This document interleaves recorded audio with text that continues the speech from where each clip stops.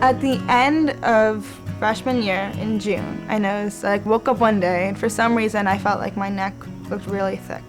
Every couple of weeks we noticed it wasn't getting any thinner, it was still kind of inflated, and so we would go to a doctor. We went to about 3 doctors. Some doctors would say, oh, she's a healthy teenage girl. I mean, she'll be fine. And that's what you want to hear?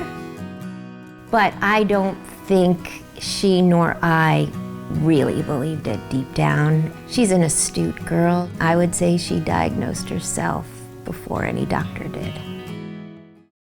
It was just a very weird time because I didn't really know what was happening. I mean, I knew that's one of the parts about being a teenager with cancer. You really know what's happening versus being a little kid and you're kind of like, oh, you know, you're just sick. But I knew it was happening, but I didn't know what to expect.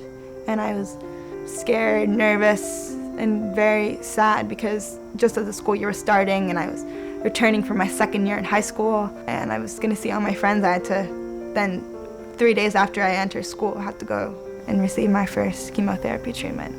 Nobody really gives you definitive answers because they can't. So the doctors tell you percentages and they tell you, probability, and you sort of have hope. You ask tough questions of God too. So there's a lot that kind of runs around in your head, and to see your kid go through that's tough.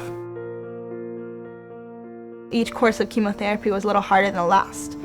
When you get your treatment on the weekend and you take the full week to recover, you feel like not pretty good, but you feel okay by the end of that week. But no sooner do you feel okay, you have to go back for treatment. And it's kind of you go from a high to a low so fast, it's a little disturbing.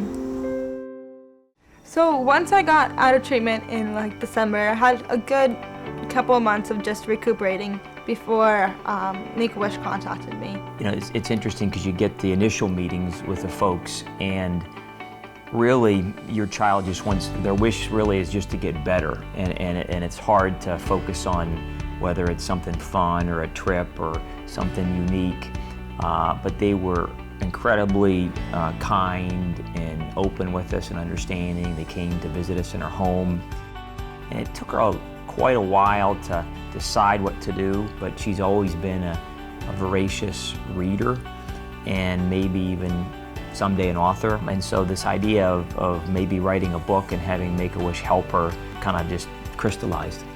It was something that came to fruition while she was sick because she did spend so much time with her little brother. He was home with me, she was home with me, she spent hours in her bed, and they would just lie on the bed together and talk, and he kept her company.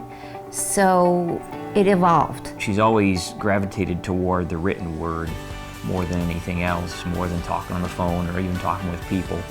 And so when you read 1,000 books, I think you sort of fall in love with the idea of reading and then therefore writing. So I came up with the idea for the story and had it mostly written before I met Make-A-Wish. The idea came from my sisters and my brother and I really love the beach. It's one of our favorite places to go. And so I thought about starting there. We have a lot of memories and it seems like there's always something for everyone at the beach. So I started to place my story there. And then from there, I picked out some vocabulary words that I thought would be cool to incorporate, some words that kids could understand. And so I started weaving those in and putting them in child-friendly context. When I told Julie the wish, she kind of hesitated, but she came to visit, and Lauren again told her the wish. I'm not sure it was something that they had ever heard before or faced, and kind of how are we going to navigate this? And they did. It's just amazing. My family's been kind of instrumental in helping me also discover my wish, because at first I was conflicted, like maybe I should go for a more general wish, something that people have done before. You know, I didn't really know what I wanted, and my mom was like, but you've always loved to write, why don't you make a wish about that? And it's like, yeah, that's cool. It's like, it was my idea, but I didn't know about it. It's kind of something that I didn't think was possible because I never heard of another kid making a wish about writing a book or publishing. I think you spend so much time watching your child suffer that when Make-A-Wish gets involved, it's now watching your child be happy. Right. It's something to look forward to. It's something to look forward to. It's all of a sudden like the tables turn, and it's not about like the suffering anymore. It's about just being happy and getting your wish granted. I'm sure every kid who's ever had a wish granted knows that they do it really from the bottom of their heart, and they really care, and they work with you on your wish. You know, they want to make sure that you make a wish that you really like, not something that's impulsive or something to just, you know, get it out of the way. They really want you to have what you want, and they make anything come possible. They make dreams come true, and they give you a good experience to look back on.